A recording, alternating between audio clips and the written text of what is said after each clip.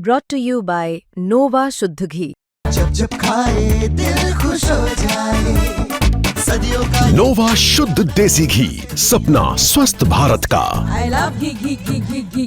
मगर शुरुआत कर लेते हैं कांग्रेस की सियासत से, क्योंकि सोशल मीडिया पर आग लगी हुई है और सोशल मीडिया की जो आग होती है वो लपटों में बहती है, धुआं नहीं उठता है। पर हुआ कैसे और क्या हो चुका था, तो फिर रुका कैसे था? बहुत सारे लोगों ने कहा कि ये अशोक गहलोत की जादूगरी है। जादूगरी नहीं, चमत्कार है। किसी ने कहा आला कमान तो यही है, मगर ये नजरों का धोखा है। दरअसल गांधी परिवार ने पूरी तरह से कांग्रेस के दरवाजे पर अशोक गहलोत के लिए कुंडी लगा दी है। पर अशोक गहलोत पुराने खिलाड़ी हैं। वो जानते हैं कि दिल्ली में इंदिरा भवन के किस कमरे में कहां कहां जाला लगा हुआ है और फिलहाल अभी अहमद पटेल कौन है। और उस अहमद पटेल की खोज करके ही वो सोनिया गांधी की आंखों के तारा बने थे और अहमद पटेल चले गए। अहमद पटेल से उनका कोई रिश्ता पारिवारिक नहीं था, राजनैतिक भी नहीं था, विशुद्ध राजनैतिक व्यवसायिक था। क्योंकि अगर पारिवारिक रहता तो परिवार वालों को यह नहीं लिखना पड़ता सोशल मीडिया पर कि शशिकांत शर्मा उनका ओएसडी पुराना और नया दोनों बात नहीं करा रहा है। पर अशोक गहलोत ने नए अहमद पटेल, कांग्रेस के राष्ट्रीय अध्यक्ष मल्लिकार्जुन खड़गे के पॉलिटिकल सचिव कह लीजिए या फिर सब कुछ कह लीजिए, नासिर हुसैन को पकड़ लिया है मतलब साथ लिया है। और ये दिल्ली में उनकी खोज उनके पुराने और नए वाले ओएसडी ने किया है। और कहा जा रहा है कि जितने ये पैसे वाले कह लीजिए या कुछ भी कह लीजिए जो पदाधिकारी बन के आ रहे हैं, चाहे रोहित बोहरा हो या फिर रामकेश मीणा हो या फिर दानिश अबरार हो, ये सारे के सारे वहीं से आ रहे हैं। और अशोक गहलोत ने ये अचूक मारक क्षमता वाला रास्ता पकड़ लिया है, समझ लिया है। अब नासिर हुसैन दरअसल शुरू से ही मल्लिकार्जुन खड़गे जी के बेहद करीबी हैं और उनका कहा मल्लिकार्जुन खड़गे जी टालते नहीं हैं।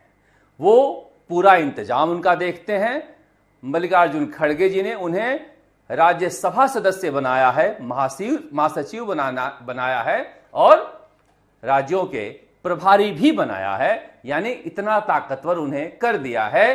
कर्नाटक में मीडिया वालों से उनका बेहद अच्छा रिश्ता है और बहुत सुलभ नेता हैं। ठीक उसी तरह जिस तरह से अहमद पटेल दोस्तों के दोस्त थे और अशोक गहलोत की पारखी नजर उन पर पड़ गई है, वहीं से आदेश निकाल लेते हैं। और केसी वेणुगोपाल जो सबसे ताकतवर माने जाते हैं गांधी परिवार के नजदीक होने की वजह से, वो कुछ भी नहीं कर पाते सिवाय ये कहने का कि पता लगाता हूं। और पता लगाने के बाद वो राहुल गांधी को बता पाते हैं। राहुल गांधी या गांधी परिवार जरूरत से ज्यादा डेमोक्रेटिक है। ये परिवार इतना ज्यादा डेमोक्रेटिक है कि वो राष्ट्रीय अध्यक्ष के फैसलों में कोई हस्तक्षेप नहीं करता, जिसे लेकर कांग्रेस के बड़े नेता यहां फुल मजे काट रहे हैं। पर हुआ क्या कि पत्र जो है वो वायरल हो गया, वापसी का, मेवाराम जैन का। लोगों ने कहा ऐसा पहली बार हो रहा है कि जो पार्टी में वापस लौटा है वही पत्र जारी कर रहा है कि देखो मैं लौट आया। किसी ने कहा यह फर्जी है, किसी ने कहा यह वायरल है, किसी ने कहा नहीं अभी तो मीटिंग चल रही है। लोगों ने मेवाराम जैन को ही फोन लगाकर पूछना शुरू कर दिया क्या ये असली वाला है। उसके बाद मेवाराम जैन ने यह तस्वीर जारी की कि हां ये असली वाला ही है। और तब तक जयपुर में कांग्रेसी कह रहे थे भाई साहब एक चिट्ठी तो वायरल हुई है, पता लगा रहे हैं। पता लगाते लगाते देर रात तक गोविंद सिंह डोटासरा ने प्रेस नोट जारी किया कि हां ये जनाब लौट आए हैं। जब हंगामा मचा कि ऐसे कैसे कोई अपनी वापसी का पत्र जारी कर सकता है, तो इनके यहां से बालेंदु सिंह शेखावत के भी घर वापसी का पत्र जारी कर दिया गया। मगर यह कांग्रेस पार्टी में ही हो सकता है कि प्रदेश अध्यक्ष और प्रभारी घर वापसी का पत्र जारी न करे और जो आ रहा है वही जारी करे। मगर किन परिस्थितियों में वो आए हैं, वो अगर आप देखेंगे आप तो आपको समझ में आएगा कि क्या परेशानी हुई है। आप अगर पत्र को देखेंगे तो ये तो बालेंदु सिंह शेखावत का है, मगर मेवाराम जैन का भी देखिएगा तो 22 सितंबर 2025।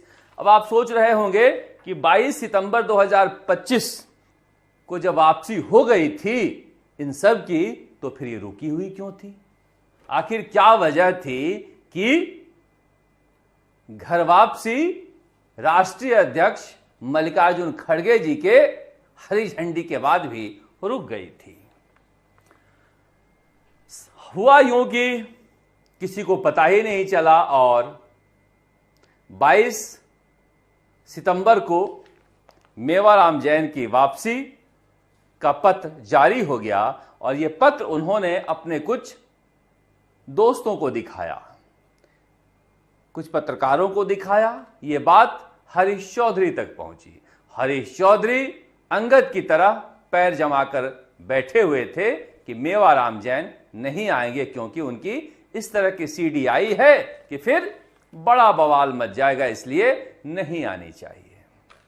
मगर अब चूंकि ये पत्र जारी हो गया था, लिहाजा हरीश चौधरी अपने सारे लोगों को बटोर कर लेकर दिल्ली गए, जिसमें वहां के जिला अध्यक्ष थे गफूर मोहम्मद, पद्माराम मेघवाल, हेमाराम चौधरी, उमेदाराम बेनीवाल सांसद, हरीश चौधरी जो मध्य प्रदेश के प्रभारी भी हैं, वहां भागे भागे सब इंदिरा भवन गए।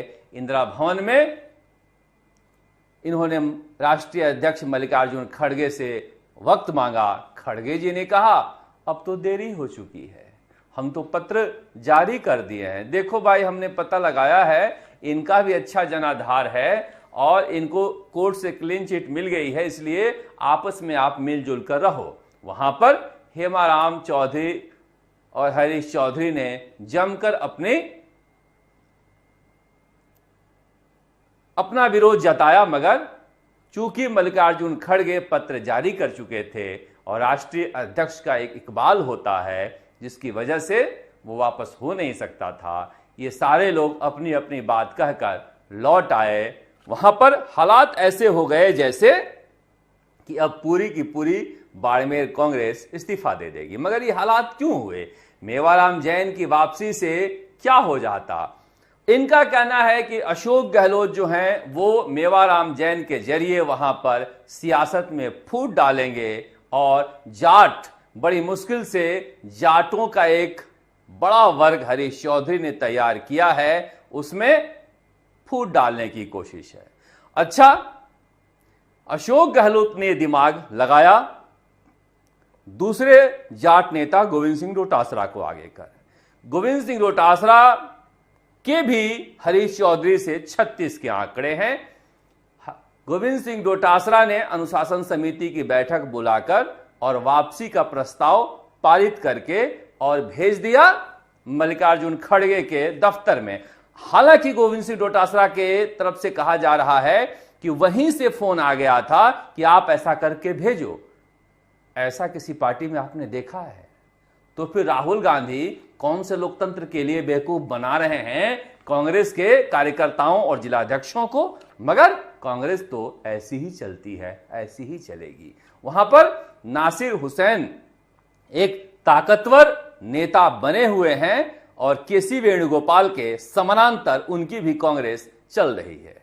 कहा जा रहा है इस वाकये से सबसे ज्यादा गुस्से में गांधी परिवार के सदस्य हैं, केसी वेणुगोपाल हैं। जिस तरह से अशोक गहलोत पिछले रास्ते की राजनीति से कांग्रेस को साधने में लगे हैं और अशोक गहलोत का गुट कह रहा है कि 2027 तक ये तो कुछ कर नहीं सकते मल्लिकार्जुन खड़गे के, गांधी परिवार हो या केसी वेणुगोपाल हो। मगर सच्चाई की क्या है ये पता नहीं, मगर इस तरह की सियासत है। अब इसमें हरीश चौधरी को यह ध्यान रखना होगा कि जिस तरह से रविंद्र सिंह भाटी, हनुमान बेनीवाल और अशोक गहलोत की सोशल मीडिया आजकल सबसे भारी है, भारी भरकम खर्च किया जा रहा है। वो जिस तरह से टूट पड़े हरीश चौधरी पर, चौधराहट कहां गई, प्रभारी बने थे मध्य प्रदेश के, बाड़मेर में ही नहीं चल रही है। कल जो कुछ कहा गया हरीश चौधरी के बारे में, ऐसा लग रहा था कि उन्हें आग का गोला किसी रणनीति के तहत बनाया जा रहा है, ठीक वैसे ही जैसे बनाया गया था सचिन पायलट को। गुस्से में बगावत कर दिए, कहने के लिए तो हो ही गया कि बागी था। हरीश चौधरी को ध्यान रखना होगा कि अशोक गहलोत इस तरह से मारते हैं कि फिर वो बिलबिला उठता है, जब बिलबिला उठता है तो फिर वो बागी हो जाता है, फिर उनका काम बन जाता है। हम तो रहे पगला और मौज करे अगला। मगर अब यह देखना दिलचस्प है कि वहां पर मेवाराम जैन की वापसी से जिस तरह से लोगों में खुशी है, वो कौन लोग हैं। देखिए, ये बात सही है कि हरीश चौधरी को बाड़मेर के लोग कहते हैं ये जाटों का जिन्ना है। मतलब कहने का मतलब ही ये कट्टर जाटवाद फैलाने वाले नेता हैं। ये मेवाराम जैन